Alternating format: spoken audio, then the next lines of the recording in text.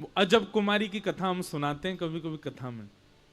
एक भक्ता थी भगवान की, उसका नाम था अजब कुमारी। राजा की पुत्री थी, राजस्थान से आई ब्रजमंडल। उसके पिताजी ने उसको 4 दिन का समय दिया, बोले 4 दिन के लिए ब्रज भेजूंगा बस। वो कहती पिताजी मुझको ब्रज में ही बसने दो। पिताजी बोले तू राजा की बेटी ऐसे रहने नहीं दूंगा मैं तुझे, 4 दिन के लिए चली जा। तो 4 दिन के लिए वृंदावन आई, श्रीनाथ जी के मंदिर में। अब रोज रोवे ठाकुर जी के आगे, बोले ठाकुर जी मुझे रोक लो, मुझे नहीं जाना, मैं यहां से जाते ही मेरे को ऐसा लगता मेरे प्राण निकल जाएंगे। अजब कुमारी ने सोचा ये तो सुनने वाले नहीं है, ये तो यूं ही खड़े रहेंगे, कुछ करेंगे धरेंगे नहीं, मुझे ही कुछ करना पड़ेगा।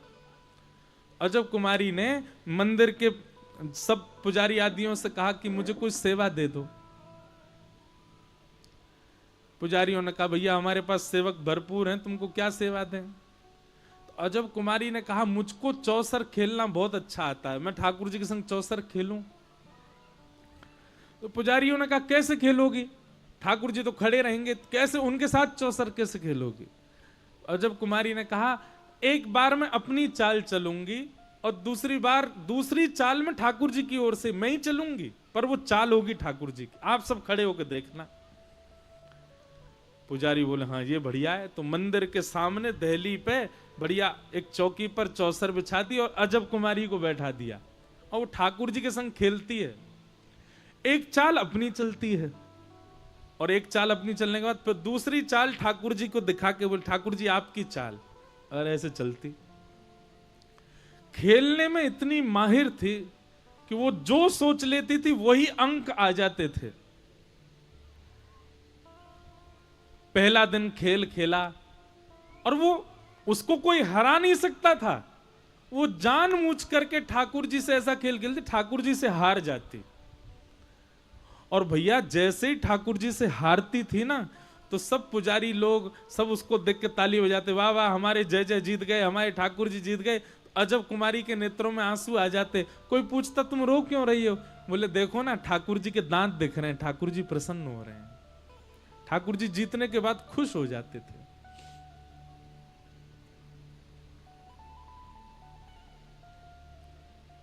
एक दिन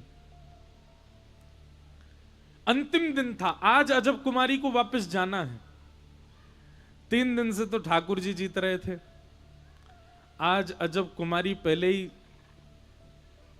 सोच के बैठी आज नहीं जीतने दूंगी, आज तो मैं ही जीतूंगी।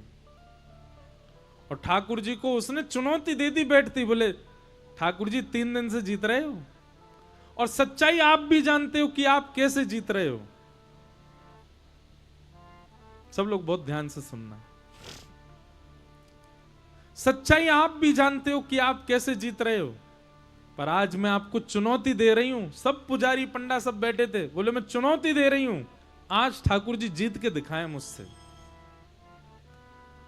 और उसने ऐसे दांव खेले, ऐसे ऐसे ऐसे पासे डाले कि महाराज सामने खड़े श्रीनाथ जी के मुखमंडल पर प्रश्वेत के बिंदु, पसीना आ गया ठाकुर जी को। और अजब कुमारी जीतती जाए, ऐसी ऐसी चाल खेले, ठाकुर जी तो हार गए।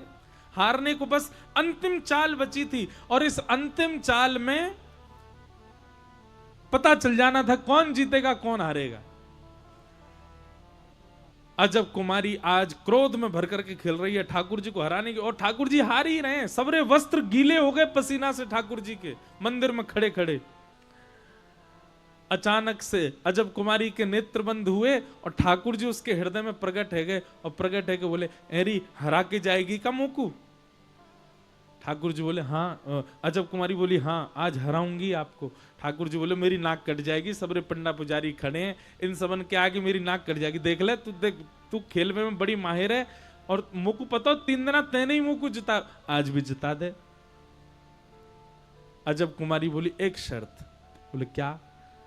जिता दूंगी लेकिन उसके बाद मैं जो मांगूंगी वो देना पड़ेगा आपको।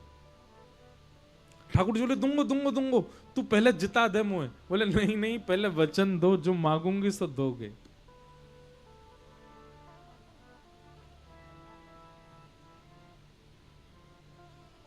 ठाकुर जी ने वचन दिया, जो मांगोगी सो दूंगा। और अंतिम चाल जानबूझ करके ऐसी खेली कि अजब कुमारी हार गई, ठाकुर जी जीत गए। जैसे ही ठाकुर जी जीते, सब पंडा पुजारी कहने लगे, जय हो श्रीनाथ प्यारी की जय हो, गिरिराज धरण की जय, हमारे जय जय जीत गए। अजब कुमारी के नेत्रों में आंसू आ गए, अपलक नेत्रों से ठाकुर जी को देख रही है और भुजा फैला करके कह रही, अब दो, जो मैं मांगू सो दो। नेत्र बंद किए, ठाकुर जी पुनः प्रकट हो गए, बोले मांग ले, क्या चाहिए? बोले कि मैं ब्रज में बसना चाहती हूं, पर मेरे माता पिता मुझको आज्ञा नहीं दे रहे हैं। ठाकुर जी बोले, तो फिर बता कहा करें? बोले, मैं तो नहीं बस पा रही, मैं तो नहीं आ पा रही ब्रजधाम, आप मेरे संग चलो। जहां मैं रहती हूं, मेरा भवन है, मेरे पिताजी विराजते हैं राजमहल में, वहीं चलो। ठाकुर जी बोले, जे कहा मांग रही है, जे ना दे सकूं मैं? बोले, आपने वचन दिया था मुझको, और यदि आपने मेरी बात नहीं मारी तो मैं तुरंत पुजारियों से कहूंगी एक खेल और खेलूंगी। 4 बार तो मैंने जिताया है इनको, अब की बार ये जीत के दिखाएं, और 5वीं बार मैं हरा दूंगी आपको। ठाकुर जी बोले, देख ऐसे। बोले, नहीं, आप अपने वचन के पक्के रहिए, आपने कहा था कि आप चलोगे मेरे साथ। अजब कुमारी के उस प्रेम भाव पर ठाकुर जी रीझ गए, और हमारे श्रीनाथ जी, हमारे श्री गिरिराज धरण आज से 500 वर्ष पूर्व अजब कुमारी के लिए राजस्थान चले गए, वहीं विराज गए।